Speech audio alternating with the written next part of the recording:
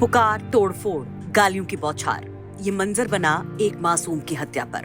तो इसकी गूंज अब सियासी गलियारे में भी सुनाई दे रही है। मिर्जापुर में दलित परिवार के बेटे की जब हत्या हुई तो मानो पूरा जिला हिल गया। तो झटके लखनऊ से लेकर प्रयागराज तक महसूस हुए। हर कोई हिल गया। चंद्रशेखर आजाद से लेकर पल्लवी पटेल तक तो मानो इस घटना से दहल उठे और फट पड़े। वैसे अगर आप भी सुनेंगे तो दहल ही जाएंगे कि कैसे कछुआ थाना क्षेत्र के बजहा में एक 10 साल के मासूम की बड़ी ही बेरहमी से उसके ही पड़ोसी ने हत्या कर दी और जमीन में गाड़ दिया। बताया जा रहा है कि ये मासूम बकरी चराने गया था। इस दौरान उसका विवाद पड़ोस में रहने वाले हिमांशु उपाध्याय से हो गया। खेल खेल में मासूम ने आरोपी को ईंट से मार दिया, जिस पर वो इतना आग बबूला हो गया कि हत्या कर दी, वो भी बड़ी बेरहमी से। उधर परिवार के लोग बेटे को तलाश रहे थे, देर शाम तक इंतजार कर रहे थे और जब बेटा नहीं पहुंचा तो लोगों से पूछताछ शुरू की। विवाद की जानकारी हुई, जिसके बाद वो पड़ोसी के घर पहुंचे तो जमीन से शव मिला। मानो हाहाकार मच गया, तोड़फोड़ शुरू हो गई, चीख पुकार मच गई, लोगों का गुस्सा फट पड़ा।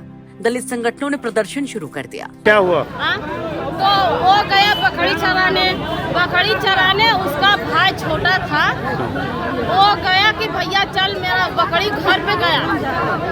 तो फिर वो एक आखर बोला सर, फिर दोबारा नहीं बोला सर। उसका मुँह या बंद करके ले गया, चाहे कैसे भी ले गया। उसके बाद 4 बजे के बाद हम लोग खोजने लगे। 4 बजे बल्कि भाई हम लोग को लड़का कहाँ गया? सब खोजेगा अपने बच्चे लोग को, नहीं मिला। 8-9 बजकर रात सगरी खोज के तब ओकरे घरे हमने गए। ओकरे घरे गए तब 8 मिले कि यही का घरे लड़का हुई सर।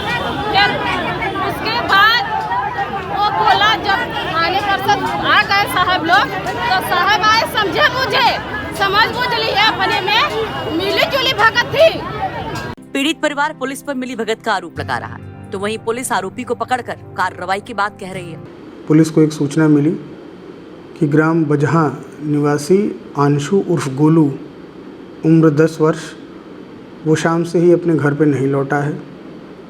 तत्काल इस सूचना पे हम सभी लोग वहाँ मौके पे पहुँचे तथा उसके खोजबीन के लिए तथा इस प्रकरण की जांच के लिए कई टीमों का गठन हुआ। जांच में ये पता चला कि जो मिसिंग बच्चा है उसका ही एक पड़ोसी हिमांशु उपाध्याय, जिसका मकान उस बच्चे के मकान से लगभग 100 मीटर की दूरी पर है, उसने ही एक धारदार हथियार से उस बच्चे पर वार किया, जिससे उसकी मृत्यु हो गई तथा उसके बाद उसके शव को छिपा दिया।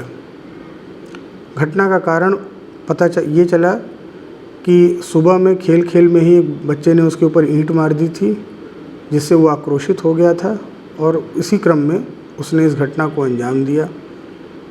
अभियुक्त को तत्काल गिरफ्तार कर लिया गया है, मुकदमा दर्ज कर लिया गया। परिजनों के आरोपों के बीच चंद्रशेखर आजाद और पल्लवी पटेल ने भी योगी सरकार और पुलिस को आड़े हाथों ले लिया। चंद्रशेखर आजाद ने बड़ी मांग करते हुए लिखा, सीएम योगी आदित्यनाथ जी के राज में बहुजनों पर अत्याचार चरम पर।